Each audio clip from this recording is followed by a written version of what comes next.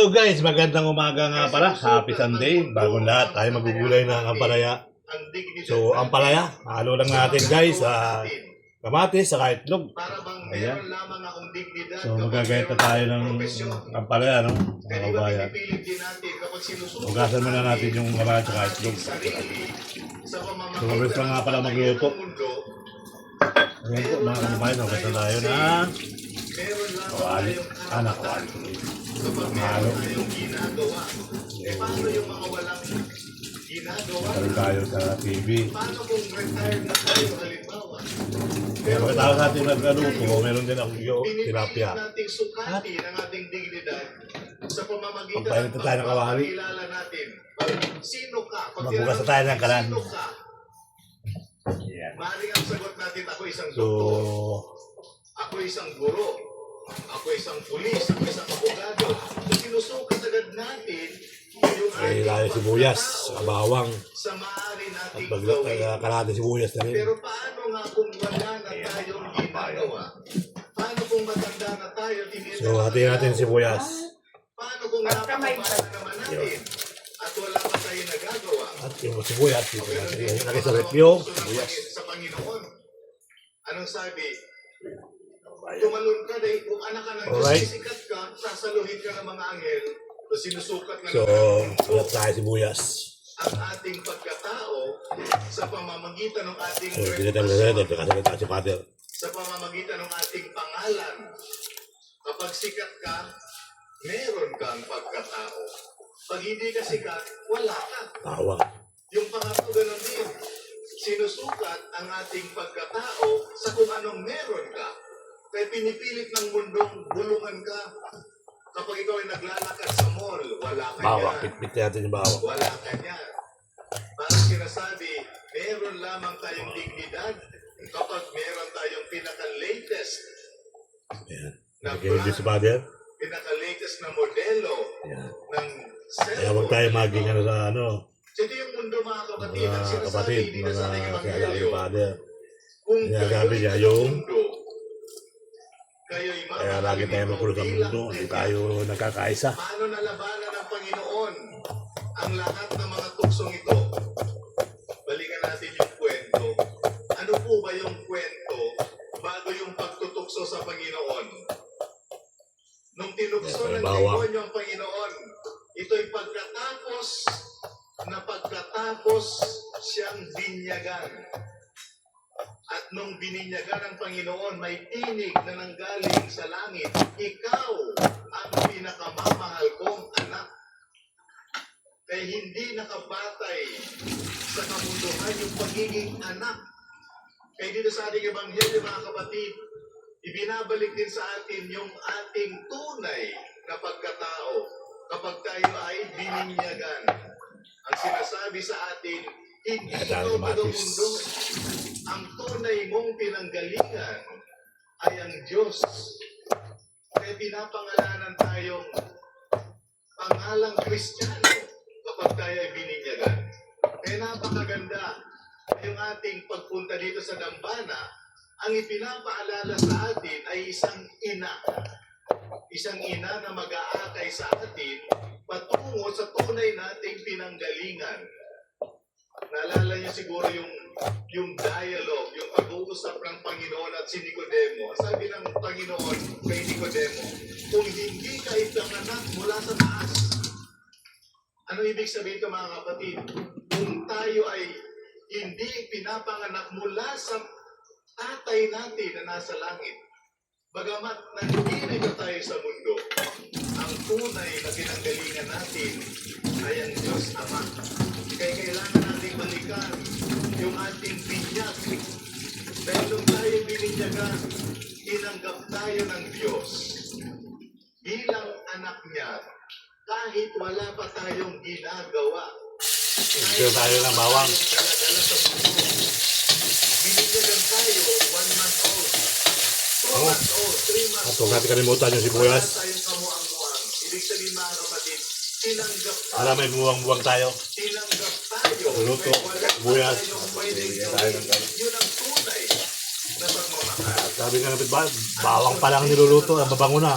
Hindi tayo binigyan May tumayo sa kawali pag kayo magigisa ng bawang. Meron na tayong Ang sabi ng kapitbahay, aba, ang bango na niluluto nila. dahil meron na tayong Hindi nila alam, bawang pa lamang. o dahil meron na tayong pwede nating sabihin maireregalo sa Panginoon. Lagyan na natin ang ating kamatis. Tayo, dahil tayo ay mahal niya. Kaya mga kapatid, sa bawat pagpunta natin sa dambana, Ayun mga kabayan, luto ng kamatis. Ilalagay natin yung lagi ampalaya. ating binya. Palambutin muna natin yung kamatis. Ikaw ay anak ko, sabi ng Panginoon. Ikaw ay anak ng Diyos. Ikaw ay anak ng Diyos. Walang if, walang but, walang kung. Kundi tanggap ka ng Panginoon, tanggap ka ng Diyos.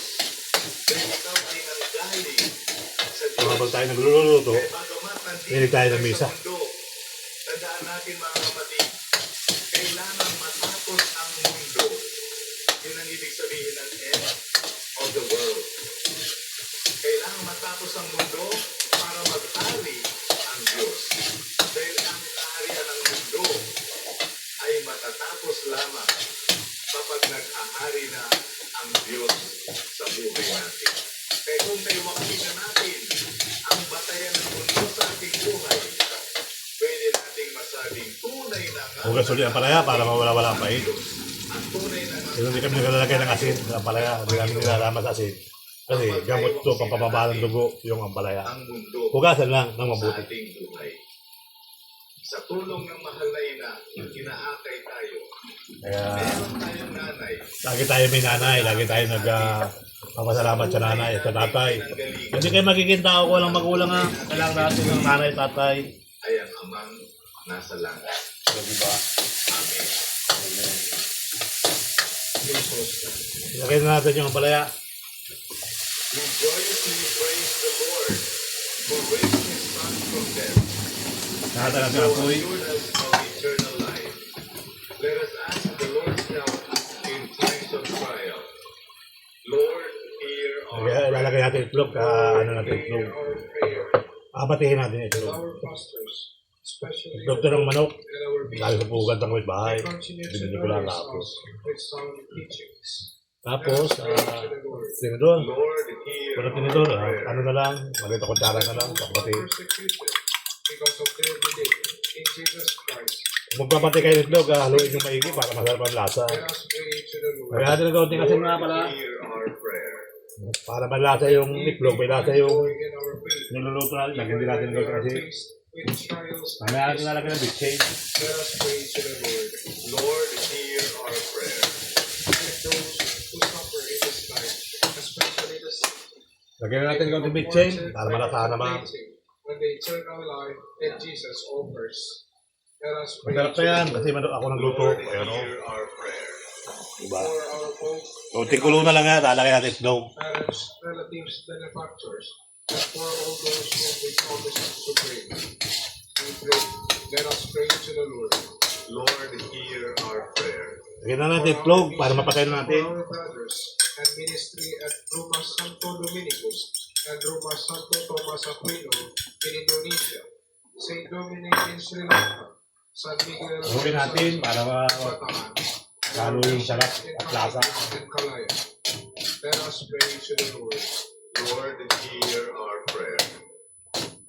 For the intentions of the devotees and pilgrims of Our Lady of the Rosary of Manaoag, and for our personal intentions, we pray, Lord. Let us pray to the Lord. Lord, hear our prayer. That the faithful departed may come to the eternal peace in God's kingdom. Let us pray to the Lord. Lord, hear our prayer. God our Father, Ayan na po yung kanalabasan. Luto na. share your kingdom forever. Mamaya natin Grant us tatanggalin. strength to bear our sufferings and hardships. Okay. The knowledge that At yung kalderito naman, tatanggalin natin. Gagamitan natin ng kawali pagprito. we ask this Takpan natin yun. through Christ our Yan. Lord. Amen. Ay magluluto na ng isda. Please be seated. Patata sa lagayan, yung kalderita. Ito nga pala yung napakasarap ng kalderita. Pero sibuyas.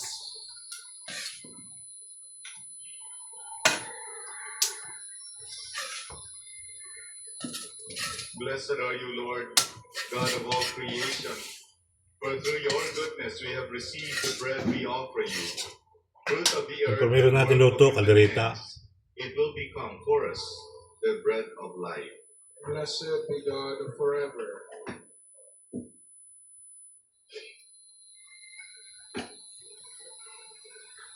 Natin, baka pumasok ng langaw.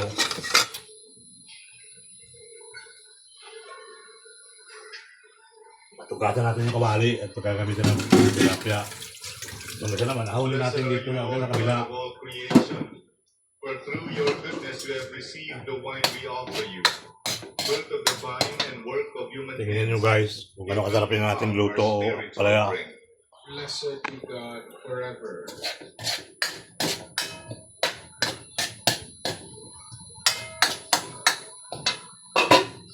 Okay, Please. bumasta tayo ng ng kawali uli. Kahit nagpipinito na lang tilapia. Dear brothers and sisters, that my sacrifice and yours may be acceptable Tayo na may inasahin na rin. Father. May the Lord accept the sacrifice in your hands for the praise Makain na rin tayo mamaya pagkaluto ng saing. Pagkaluto ng tilapia, kain na rin tayo habang mainit yung ulam. Expressing compassion, Lord, Okay, we diba? pray. The offerings of So, your family, simpleng buhay. that under your protective care, they may never lose what they Huwag have natin yung received, kalan. but attain the gifts that are eternal. Through Christ our Lord. Amen. Kaya pala yung paprito natin guys, lagyan natin yung bitchin. The Lord Para be with malasa. you. Itong pa yung lagyan ko na kasi kanina, ay bitchin naman ngayon. Your hearts. We lift them up to the Lord. Let us give thanks to the Lord our God. Alright? It is right and just. Puro It napakasarap is niyan. truly right and just. Sariwa-sariwa. Our duty and our salvation at all times to acclaim you, O Lord. Ayan, so tuloy-tuloy lang buhay. Time above all, to Yun lang love you ang yet life. more gloriously. Okay. Christ our Passover.